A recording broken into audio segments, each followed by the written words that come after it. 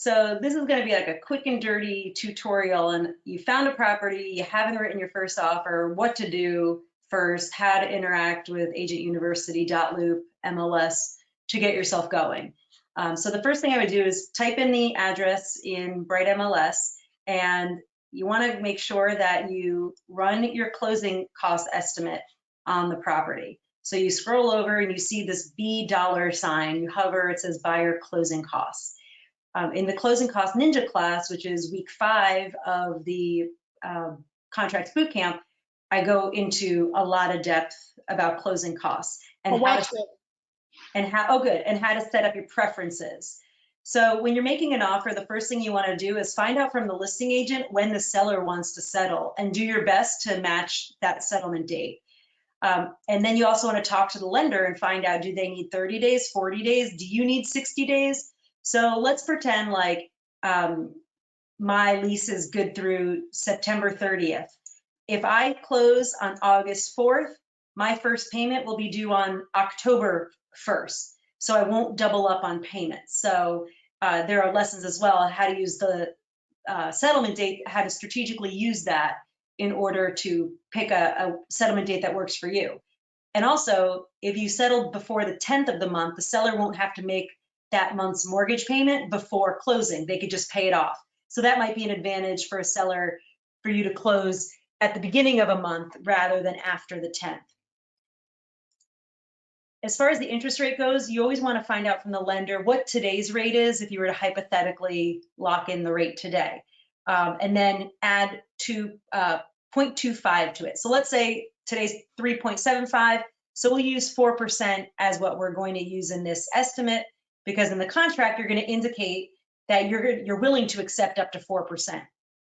I always leave the seller assist blank for now, and then I'm going to say buyer 1. Earnest deposit. When I'm putting 5% or more down, I figure that the deposit in a competitive market is going to be 5% before you get to closing, which just reduces the amount of money you need at closing.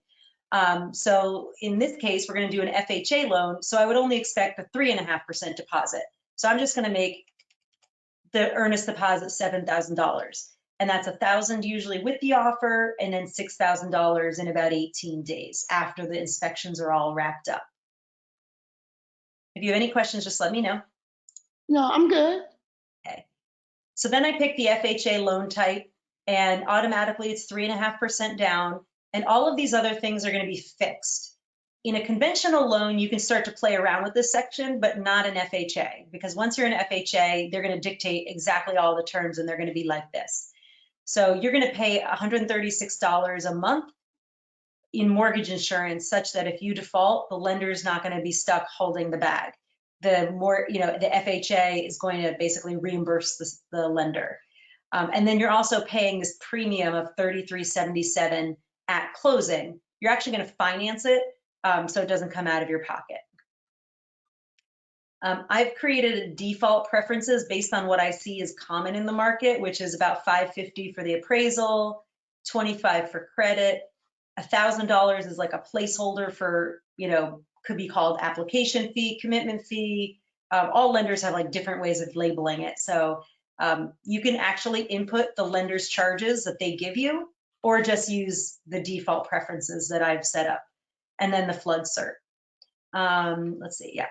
And then interest to the end of the month. So because we pay for the interest that we use on the loan after we have used the loan, for example, our October payment, the interest on the loan that we pay on October 1st is for September.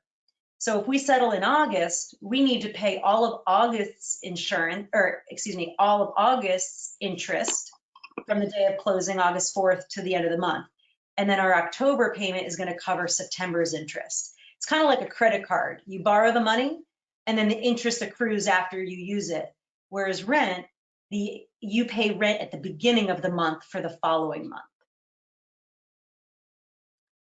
Okay, transfer tax. So this is automatically pre-populated based on the municipality being input, already into the closing costs. So don't touch that. It should be correct already. And then I have default deed and recording fees, or deed and mortgage recording fees, placeholder notary, might include a couple of wires, you know, for deposits and things like that. Commission paid by buyer, $4.95. My team charges $4.95 for conveyancing, and you might work with an outside conveyancer that, you know, charges $4.95. So you just pass that on to the buyer. Homeowners insurance is one of the only things on this form that doesn't automatically save. So I'm just going to guess that it's $1,200 a year. You'll pay it upfront with your closing money.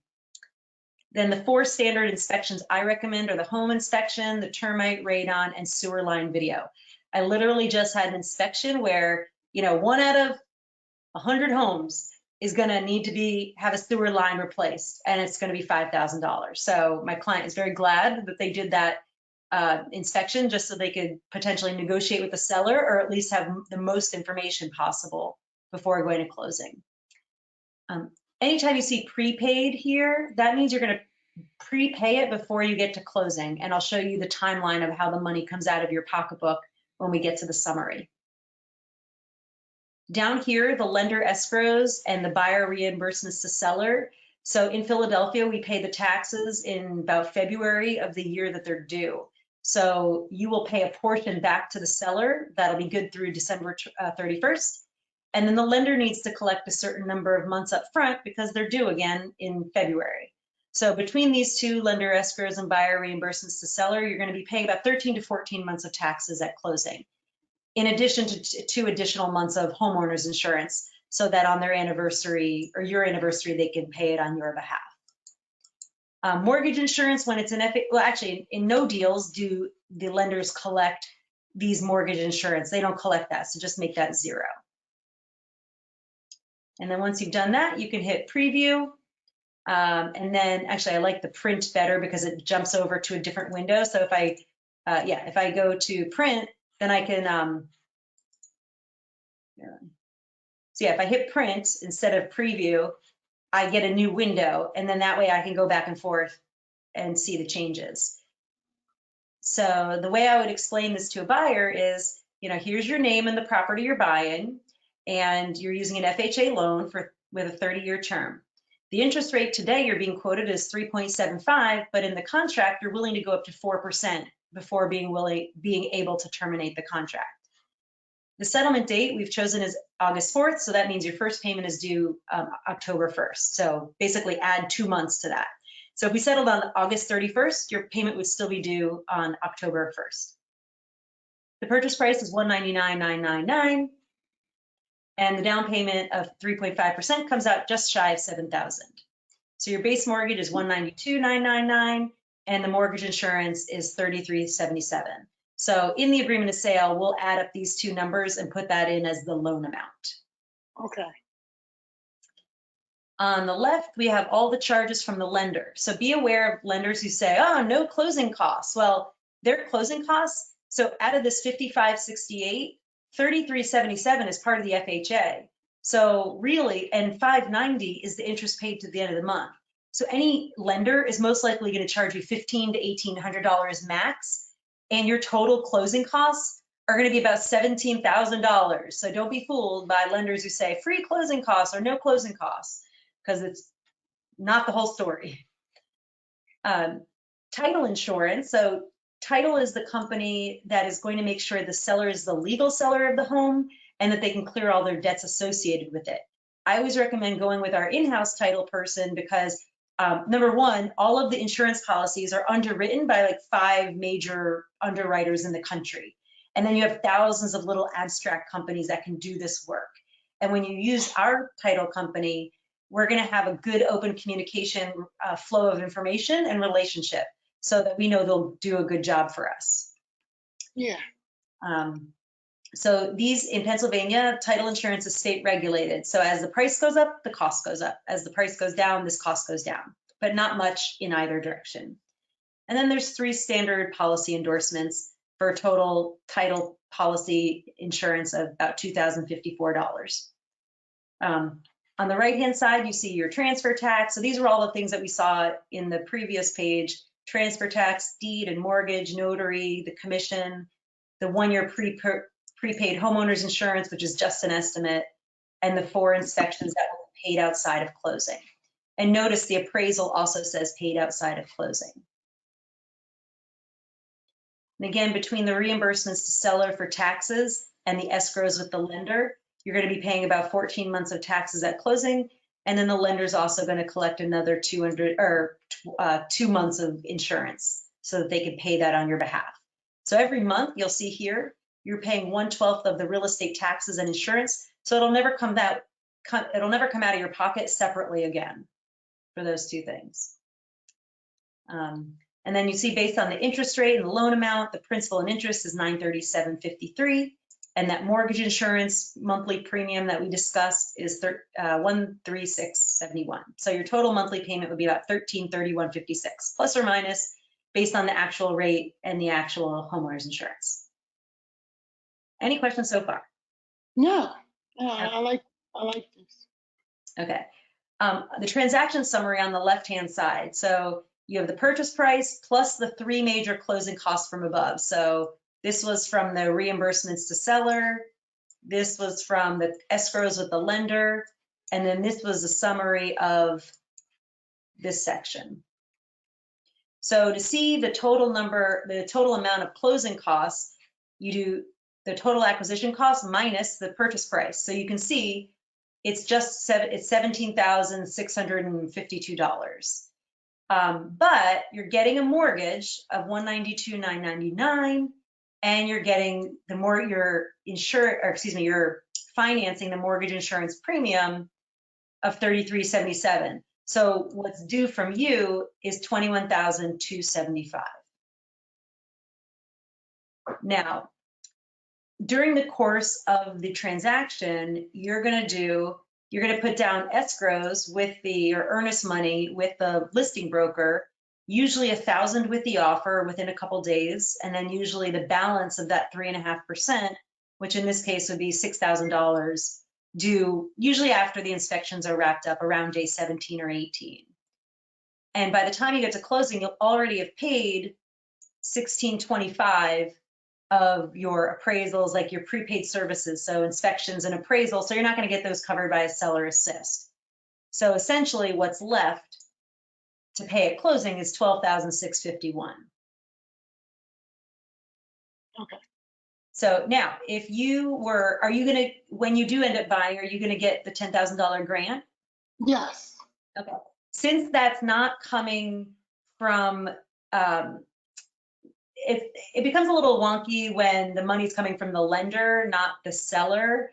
But I guess we could show, if let's say you were to get a $10,000 grant, we'll just call it a seller assist, even though it's not coming from the seller. Are you paying, is it more like a loan where is it a grant or are you paying it back? It's a grant. It's a grant, okay.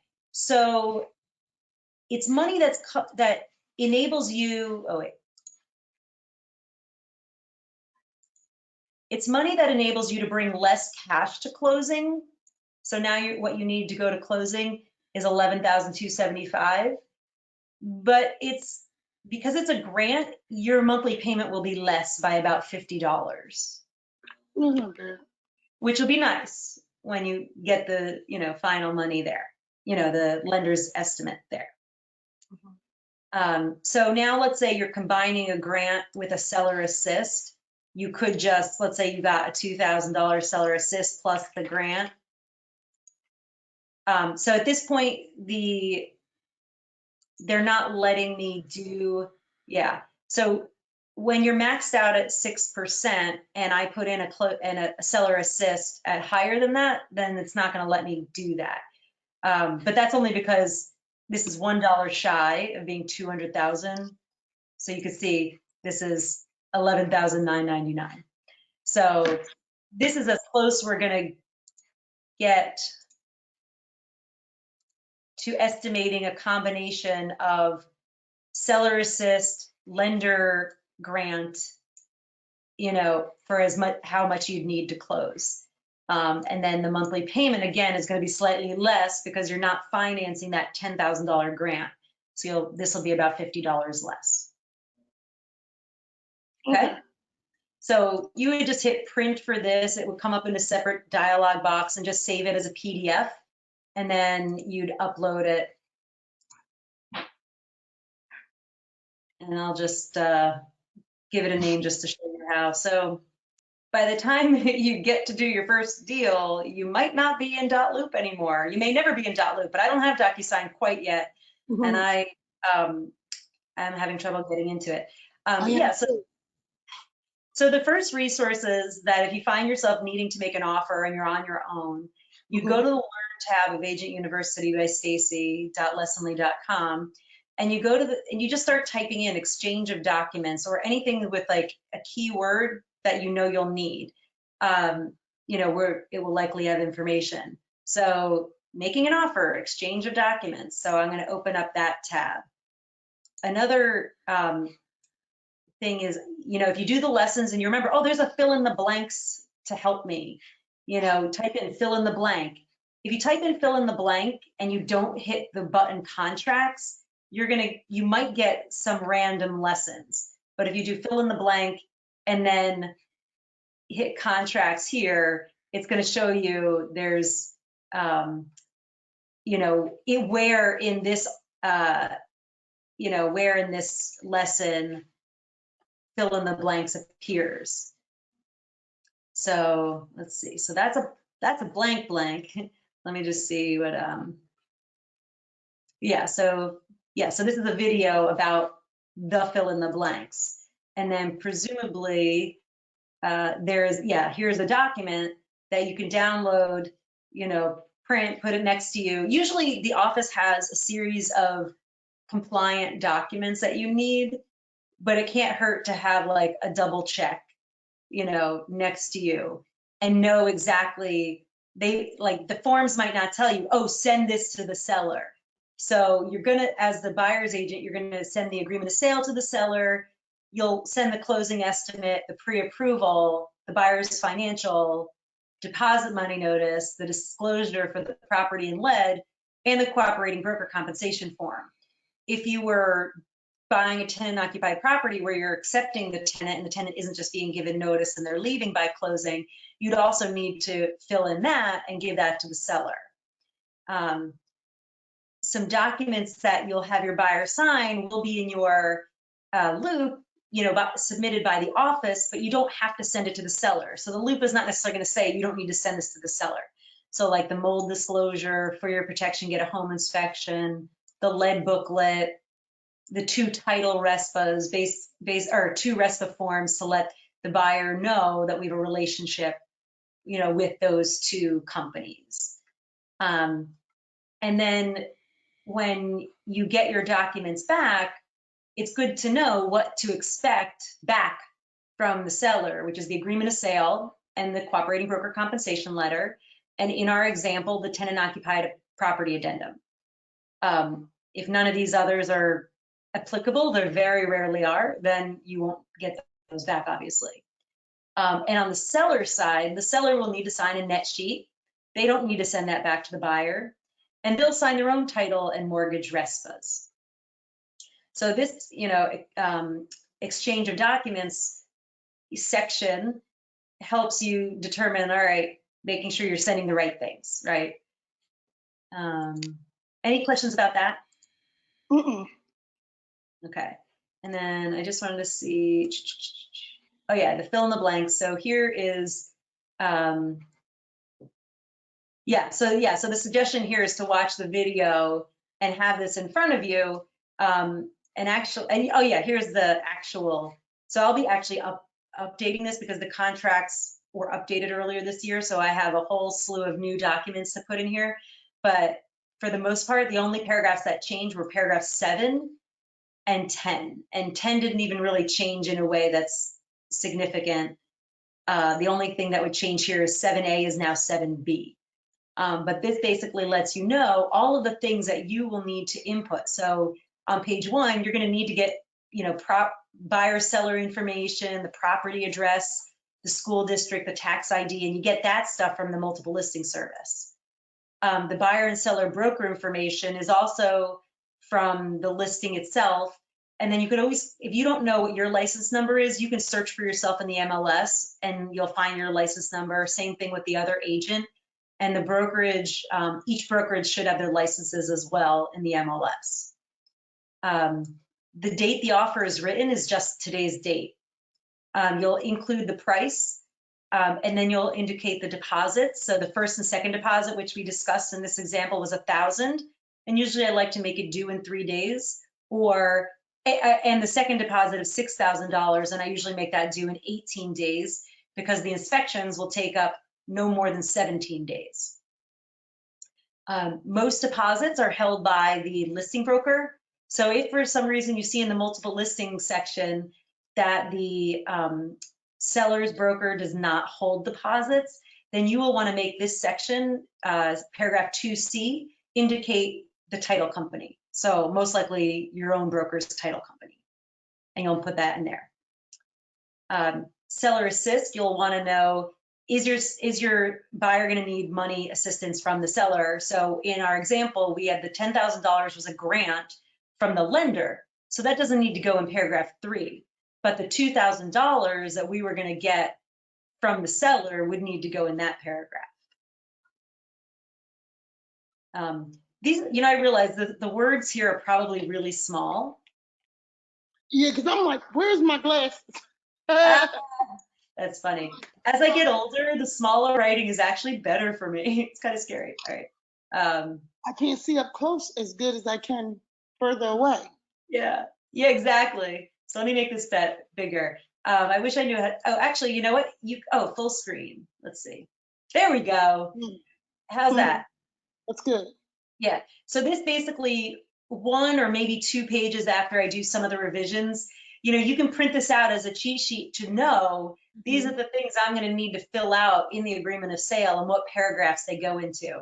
So again, all the parties, the address, and the brokerage information is all on that first page.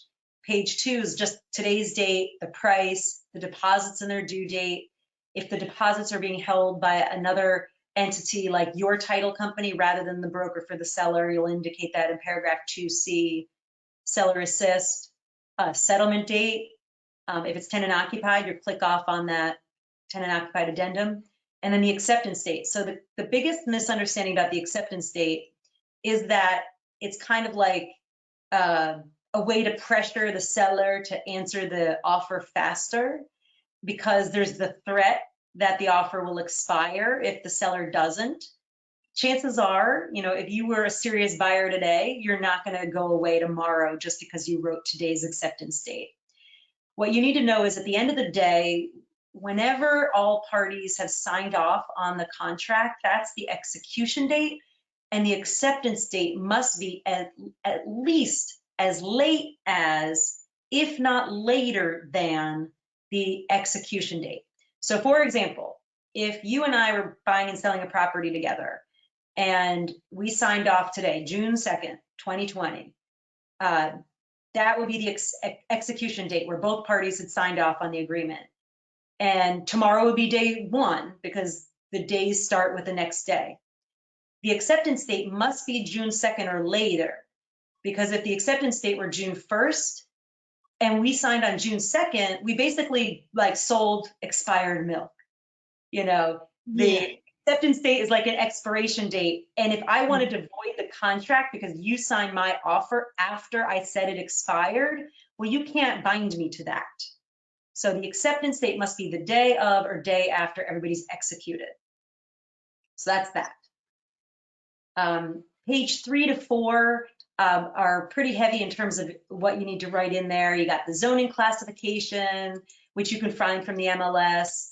Personal property, so look at the seller's disclosure, write in everything that the seller says that they're including, whether or not they're personal property or fixtures when in doubt. The main things that are not normally included, but you need to include if you want them as the buyer, is the refrigerator, washer, dryer, window air conditioner units, or a chest freezer in the basement, for example, or potted plants, for that matter. Anything that is not written into that paragraph 7A, which I recommend you read it carefully, is not automatically included. Even if it's in the seller's disclosure, it's not automatically included unless you write it in the contract. And now this paragraph 7A is really 7B. But paragraph 7 is very important for you as a buyer and seller agent to understand. Paragraph 7C, excluded fixtures. So let's say there is a mirror on the wall. Sometimes you see mirrors on the wall and buyers are like, I don't want that mirror.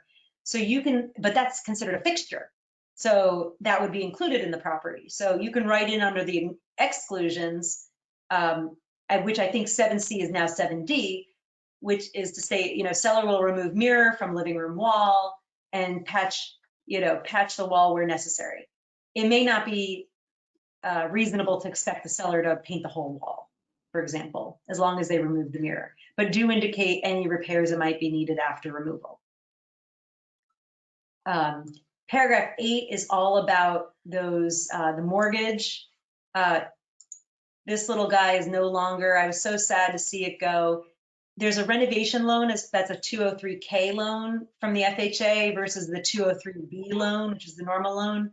But they added this little checkbox and then they took it away. So sad. Anyway, so we'll go over these, the mortgage terms when we get into the contract. After that, there's not much input into the actual agreement. You know, you'll indicate from the seller's disclosure the answers to paragraph 7. Usually it's just water and sewer are public. Paragraph 12 and 13 have to do with the inspections. And if you use the default, you know, then it's 10 days for the contingency to do all the inspections. It's 5 days to negotiate with the seller, and then 2 days for the buyer's final response. On page 9, you know, the default application deadline to order title is 7 days. If it's part of a condo, you'll check off paragraph 16A, or an HOA, you know, planned community. Paragraph 12 and 13, paragraph 26C and G, we will want to type in 30 days, and we'll want to check off the box to protect your buyer so the seller can't sue them for more money than they have on deposit if the seller believes that the buyer has defaulted. And then in paragraph 13, you'll see a whole bunch of addenda that you could check off the box and include and make it part of the agreement. If you have 2 documents, like a tenant-occupied property addendum and an agreement of sale, and you have the buyer sign both, but if you do not have the checkbox in 4H, or if, you know, the contract or the addendum is in 32A, if you do not have that checkbox written or checked off in the agreement, the seller could sign off on the agreement but not return the other addendum. So you absolutely want to make sure that the agreement of sale itself references that addendum.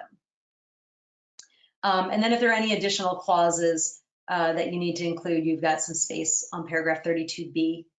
And then lastly, there's like a whole section where the buyer's initialing that they got certain documents, the buyer signs, and then when the seller gets it, they sign off on the contract and they sign on that page as well. So those are 2 tools that you can use while you're, you know, filling in an offer if you're on your own and not sure exactly where to start. Okay. So basically 32A is saying I have an addendum. Yes. I'm going to show you the actual contract. Yeah, no, I'm just trying to like, you know, conceptualize it. So basically it's saying I have an addendum to the contract. And if I don't, it's bringing awareness that you have an addendum. Basically. Yep, okay. Exactly. So the lender's, okay. The lender's going to see that, and they're going to say, where is that addendum? Wow, that is, so if I don't check that one little box, that means that addendum does not exist. Pretty much, exactly. Wow, that's powerful. I'm sorry, you know, that's real powerful. Okay.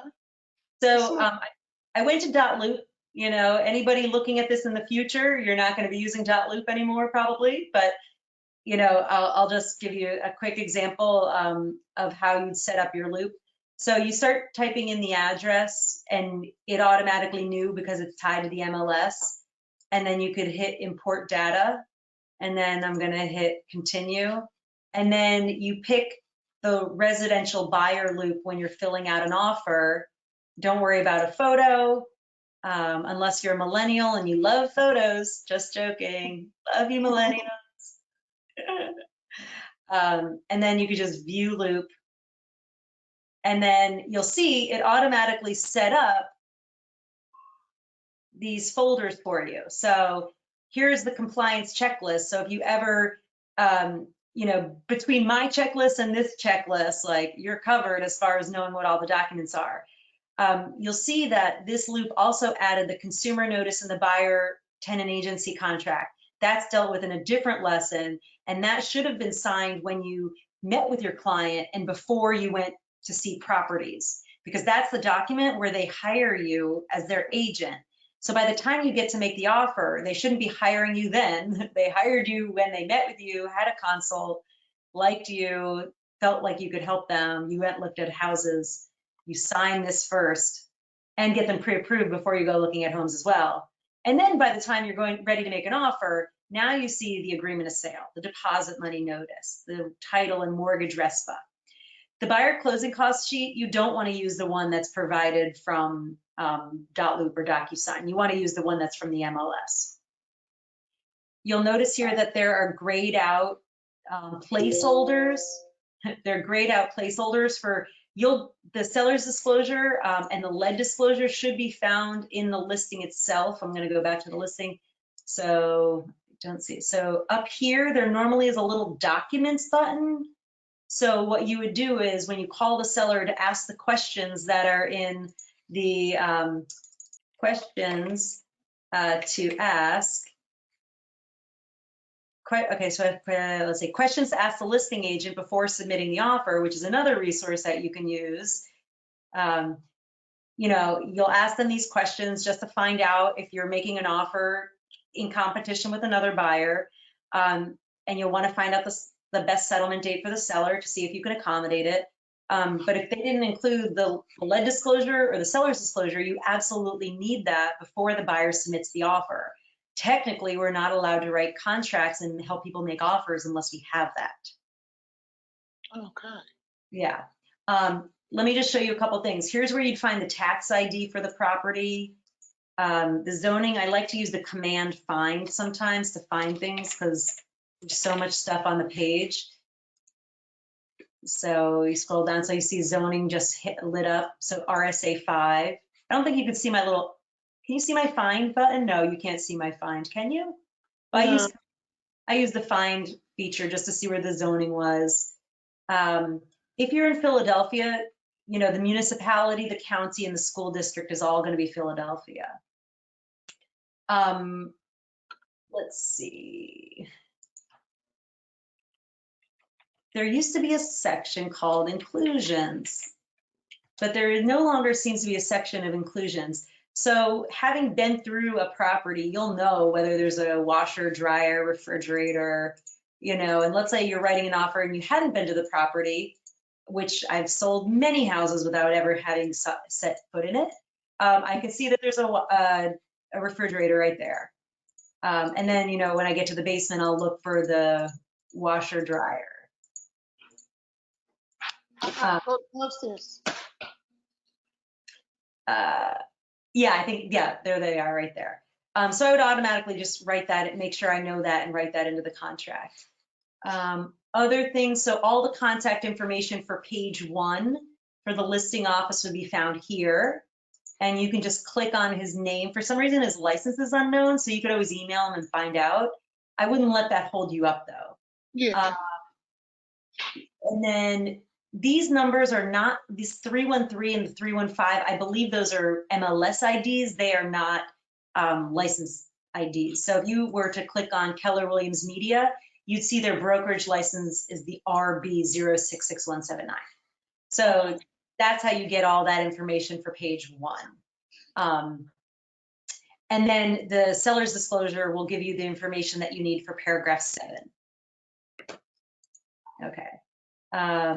Yeah, so if we had received the lead disclosure and the seller's disclosure, we would upload them here. And then during the transaction, you'd upload the first and second deposit check pictures. But here are 2 of the forms that you send to the client, but you don't need to send back to the listing agent. So of these documents, the only thing you need to send to the listing agent would be the agreement, the deposit money notice. Sorry. I'd like to send the estimated closing costs because I find like it's respectful because it gives them, you know, the information to compare the buyer's financial form and their pre-approval. Take that to Jeff. Take that to Jeff. What's the deal? Okay. Come on.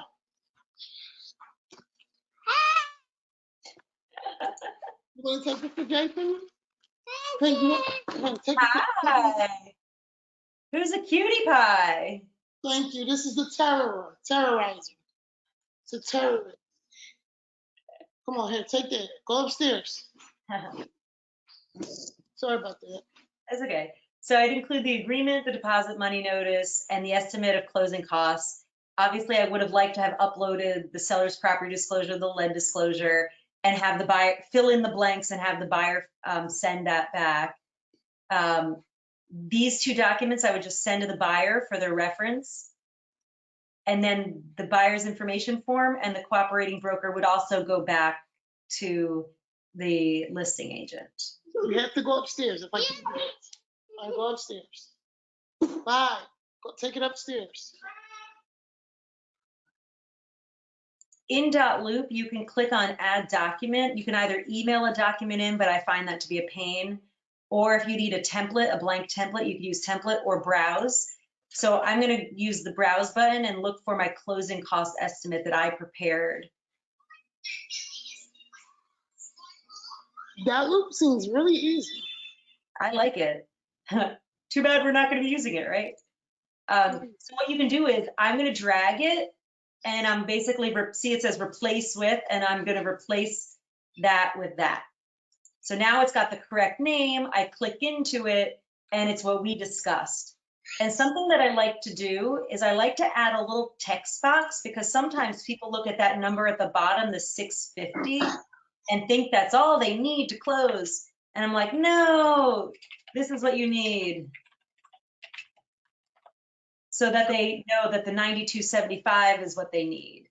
And then if I want to add a signature, I go up to add signature, put it here, and then I would assign it to, you know, I'd add a person, add the buyer, assign it to them, and save. Once I've filled out all the documents that need to be signed by the buyer, I will click on all the buttons and share them all at once. The only exception to that is the buyer's financial information form. I'm not going to fill it. The buyer has to fill this out. So when you share it, you need to, you see when on the right-hand side, you can see that they can either view only, they can sign, they can fill in and sign or edit in private. So view only is like, let's say you have a couple buying a house and only one of them is going on the, you know, only the one is going on the title for whatever reason. And the other party just wants to be able to look at the documents. You can make one of them view only. If they're both parties to the transaction, you make them both have the ability to sign. If it's a BFI, buyer's financial information form, and they need to fill it out, then you pick the can fill in and sign. And then edited private, I don't ever really use that. And it says ideal for sharing with co-op agents or admin. But so yeah, so I will send out all of the documents all at once, you know, to share with them, you know, by checking off which ones I want the buyer to sign, share, can sign, they sign off on it. We're going over it on the phone. And then I'll share separately the buyer's financial information form. And I will let you, you know, watch the video on that one and also the video on how to fill out the lead-based disclosure. Because when you get the disclosures from the seller, they're no longer editable. So you're gonna have to add in text boxes and fill them in. So it's kind of a pain in the butt.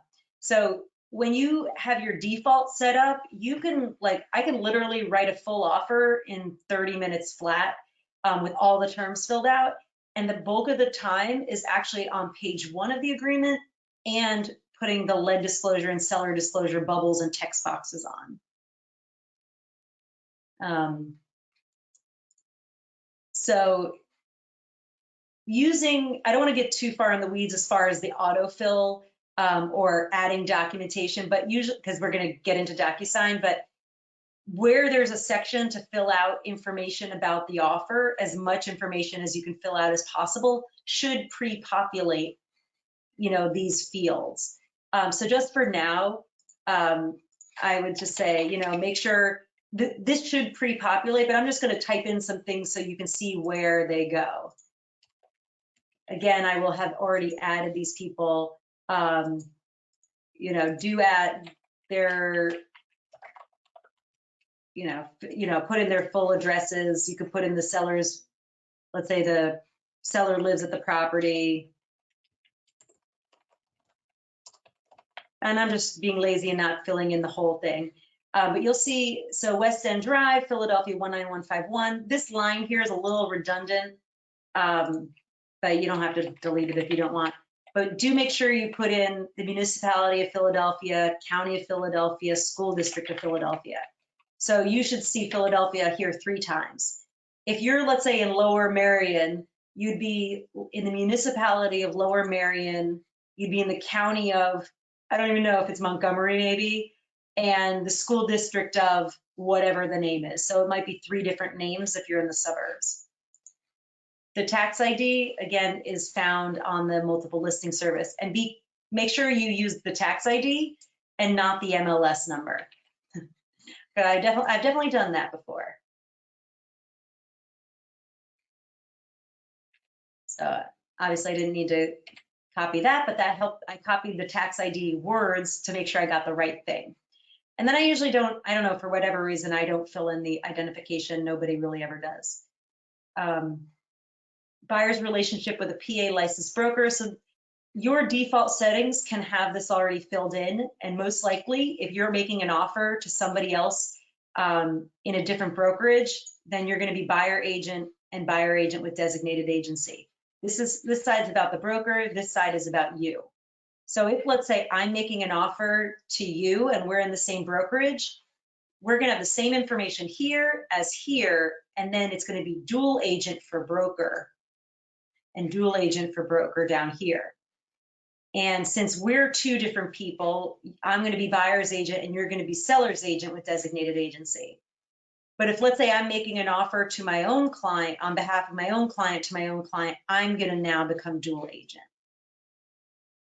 So the left side is about whether or not you're in the same office as the other agent, and this is whether or not you're the same agent as the, representing the buyer or seller.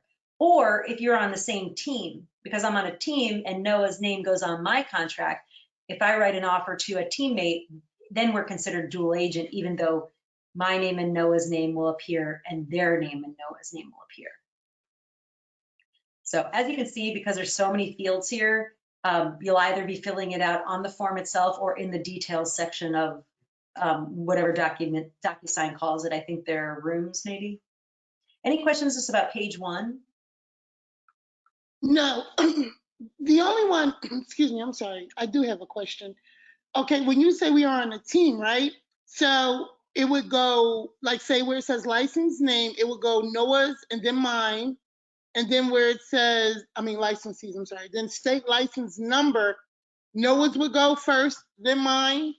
Well, technically you're not on Noah's team, you're in his brokerage. Yeah. So yours would, let's say you were the buyer's agent, it would say, Keller Williams Philly, our license number, address, the front desk number. And because, let's say you're making the offer to my listing, it would be dual agent for the broker on the left side. Then it would be your name, your license, and I would just put your cell, your email, and then buyer agent with designated agency, because we're not on technically the same team. So you have to be like on a team for this to then kick in as dual agent, or you have to be both the buyer agent and the seller agent. So in this case, if you're making the offer, so dual agent, buyer agent with designated agency, and because we're in the same office, it would be dual agent on the broker side of the seller's section, and Noah's name and my name, Noah's license, my license, but I would just put my cell phone and my email because I'm the one helping the buyer directly. And then it would be seller agent with designated agency, because you and I are not on the same team. But if we were on the same team, then it would go to dual agent and dual agent, as well as dual agent and dual agent. I just wanted to clarify that because I've seen it before, and I wanted to make sure that That's exactly what would be done if I were on a team. I see it before, and I really don't. I was just trying to make it make sense. Yeah. So if it's the same broker, then the broker is a dual agent. If it's the same licensee, you're a dual agent. If it's different licensees, most likely it's buyer agent with designated agency and seller agent with designated agency. The only reason it would be dual agent if it's not both you is if you are on a team. Gotcha. And the other person is on your team. Okay. Okay. So page 1, so you use today's date. This date, excuse me, never changes. You don't ever need to update that. Then you'll write the purchase price, and it automatically writes it out as if on a check. I like to make the first deposit due within 3 days because I feel like 5 days is a long time to wait. And then a typical first deposit that's acceptable in a non-compete situation is $1,000. And then I'll make the second deposit due for the balance of that 3.5% in 18 days.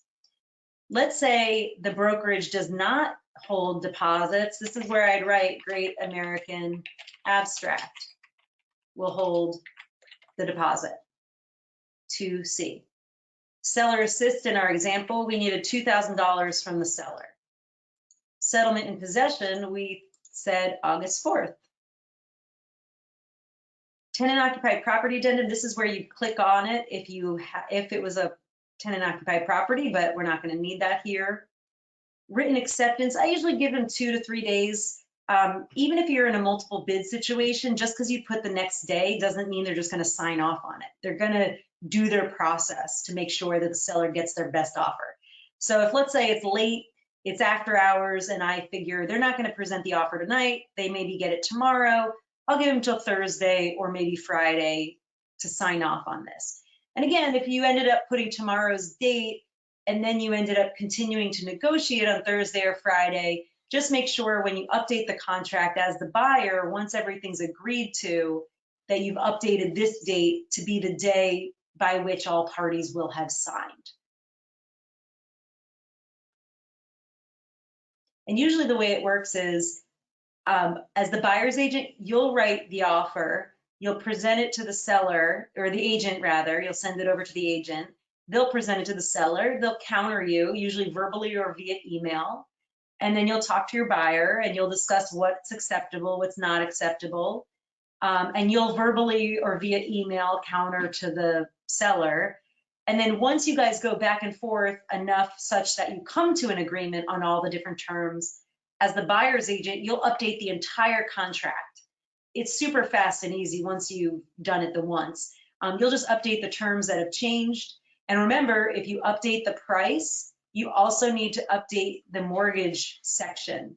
And if you're using FHA, you also need to update this price here. So just be mindful that just because you change one term in one spot, it might mean that you have to change another term in another spot. So yeah, so let's say it's June 4th, we come to an agreement, but it's 8 o'clock and not everybody's gonna sign off by midnight. We will just make this June 5th when we make our revisions, have the buyer sign off, and then send it over to the listing agent. Zoning, we found in the MLS. Remember, we found it down here. Zoning, it's RSA 5, so I'll just copy. Fixtures and personal property. Let this paragraph be your best friend. The last thing you want to have happen is get to closing and something that the buyer thought was going to be there, like a refrigerator or a washer or dryer or air conditioner units or a chest freezer, and then it's not there. And you don't want to have to be the one to buy it for them because you forgot to put it in. And just because it's in the seller's disclosure does not mean it's automatically included. So here I would hit edit text. And then let's say you didn't want to type everything that was in the seller's property disclosure. I would say refrigerator, washer, dryer, and any other inclusion listed in the sellers.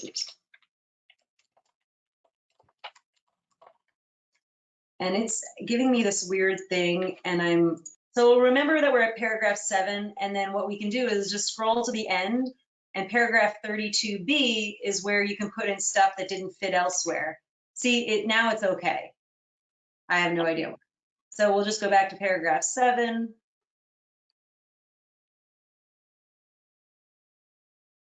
Okay. So obviously it's not there.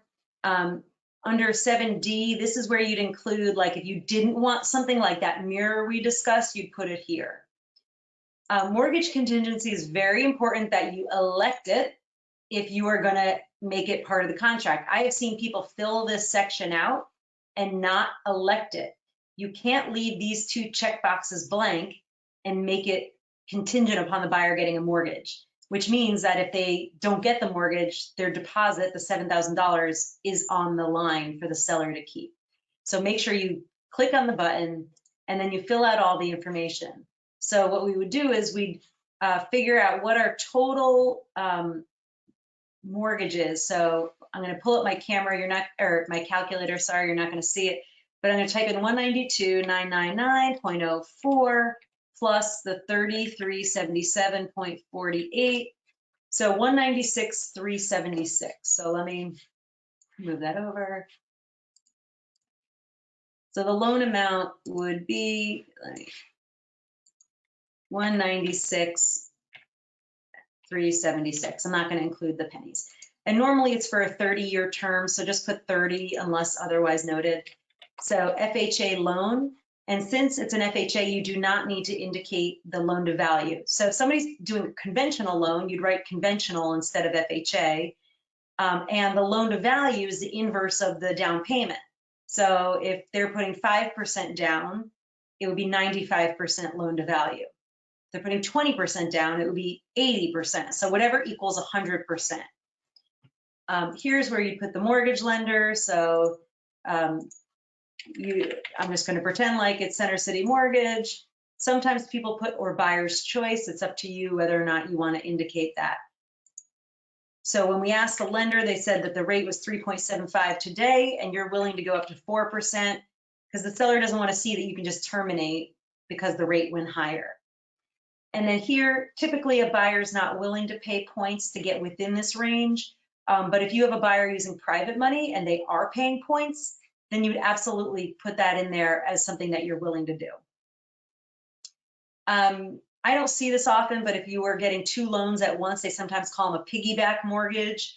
Let's say somebody's putting 10% down and they're getting a first loan of 80% and a second loan of 10%. You'd fill out the details for the second mortgage here.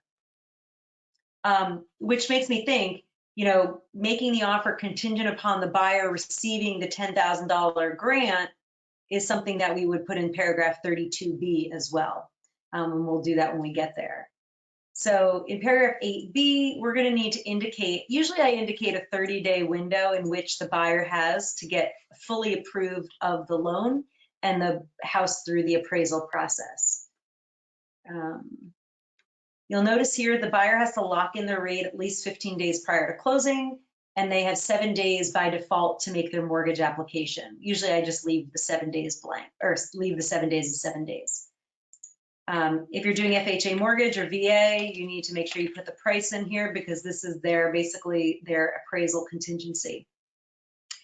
If you're doing an if you're doing a conventional loan, their appraisal contingency is essentially implied in the mortgage, the relationship between the the sales price, the loan amount, and the loan to value. It's a mathematical relationship. So you don't need an appraisal contingency addendum when it's a finance deal, just when it's a cash deal if the buyer wants. But specifically for FHA, VA, you need to fill in this box. And check off that you're giving the buyer that document, which is included in your packet of documents.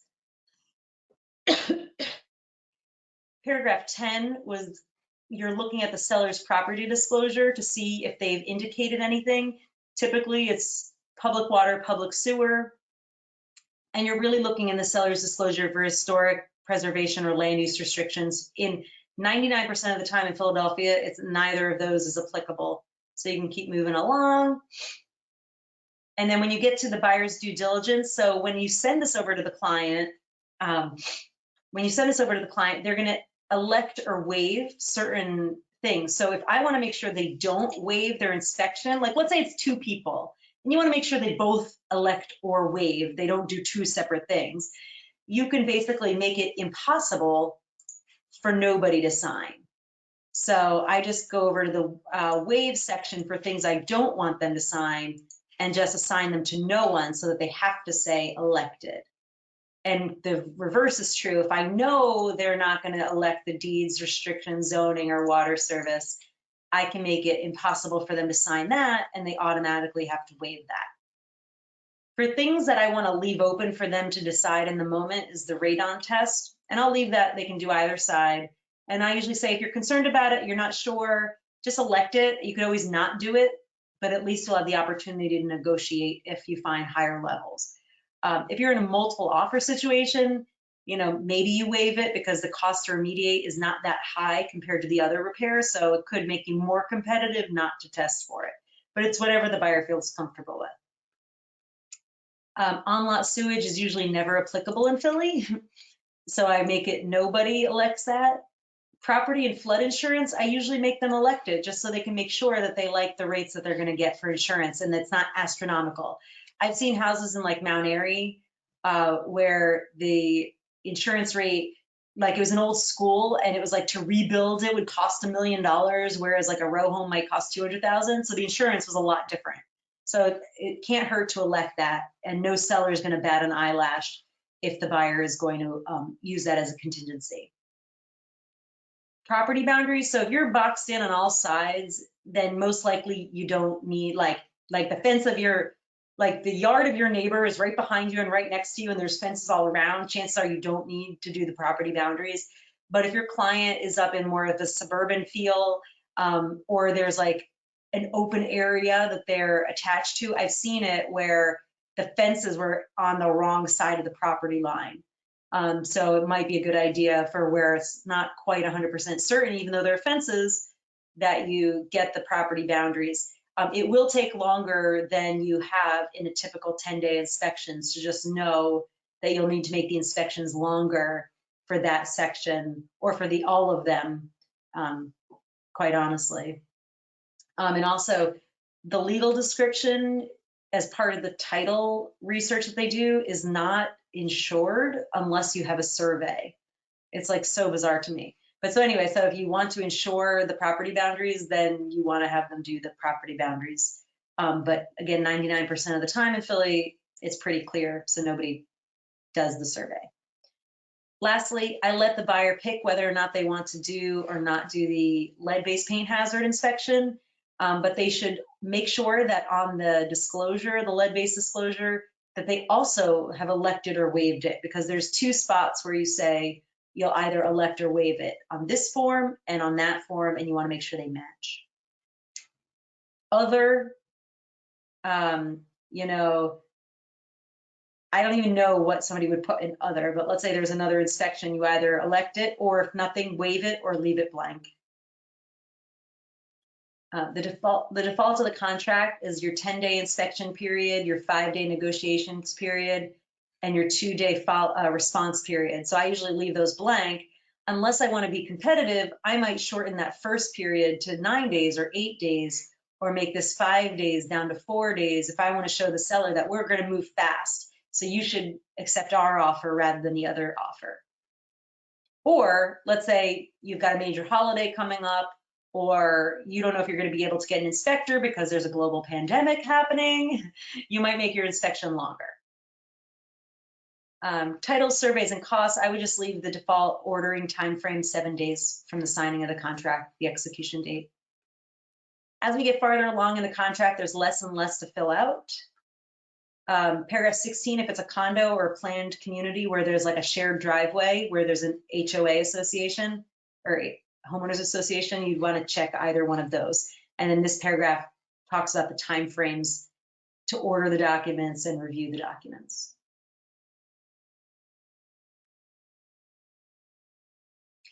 All right, paragraph 26, default, termination, and return of deposits. This is where I was indicating change this 180 days to 30 days. This means that if there's a disagreement between whether or not the buyer terminated legally or defaulted, the seller will only have 30 days to file a claim versus 180 days. So they'll have 30 days to file a claim before the buyer can ask for their money back. The buyer, if they ask for their money back on day 31 because no claim has been made, the broker will get them their money back within 30 days. But down here, just because the passage of time, it says, buyer and seller agree that the distribution of deposit monies based on the passage of time does not legally determine entitlement to deposit monies. So just because the buyer got their money back doesn't mean the seller doesn't have the right to sue the buyer. But as long as you shorten this time frame, then the buyer's money will be tied up for a shorter period of time. And then 100% on every buyer side deal, you need to check G, 26G. So that way the seller can't sue the buyer for more money than they have on deposit if they believe the buyer is defaulted. Lastly, paragraph 32A. So this is where if your buyer has to sell another property or settle on their other property, or they want an appraisal contingency if, let's say, it's a cash deal, or if the seller is going through a short sale situation, you have to check on these boxes to make sure that everybody knows that there's another addendum that is attached to this agreement. And if they only sign the one and not the other, then this agreement is not in effect. This is where we added our additional language, and then you could add another. So this agreement is contingent upon the buyer's receipt of a $10,000 grant from XYZ organization. And you, as the listing agent, if you see such thing, you want to make sure that you have all the documentation showing that that person got the certificate or has done what they needed to do to get the grant, and talk to the lender about their status of getting that grant and any other hurdles that buyer needs to go through. And then almost at the bottom, so this is where the buyer is going to initial off that they've received the consumer notice, the estimate of closing costs, the deposit money notice, and the lead-based paint hazards disclosure. So they'll initial all 4 boxes. Technically, again, you're not supposed to give the, have an offer prior to the seller's disclosure. And you'll notice the seller's disclosure isn't even in this because it's mentioned in paragraph 10E as a requirement, before the buyer makes an offer. There are cases where I don't have the lead disclosure a lot of times. The listing agent forgets to include it. So I will write up here, this agreement is subject to the buyer's receipt, review, and acceptance of the seller's lead-based paint hazards disclosure. And then, you hit save. And then again, I want to share them with all the other documents, but let's say I was just sharing this, I would do the can sign. That should be the default, but I just don't have buyers in this form yet. And then these other forms are all like 1-pagers. These forms you don't even have to fill out. The cooperating broker compensation letter, you want to make sure that you indicate the buyer and the seller name, the selling brokerage name. Once you start to type here, it'll start to fill in down here. And then you'll act as the buyer's agent. I'm accepting the listing broker's offer of 3%, and then you sign off. You'll notice the buyer doesn't even sign this, but I share it with the buyer so that they know that my fee is being paid by the listing agent. And there you have it. So a quick and dirty review of how to use Agent University and the MLS and .loop, and put your offer together.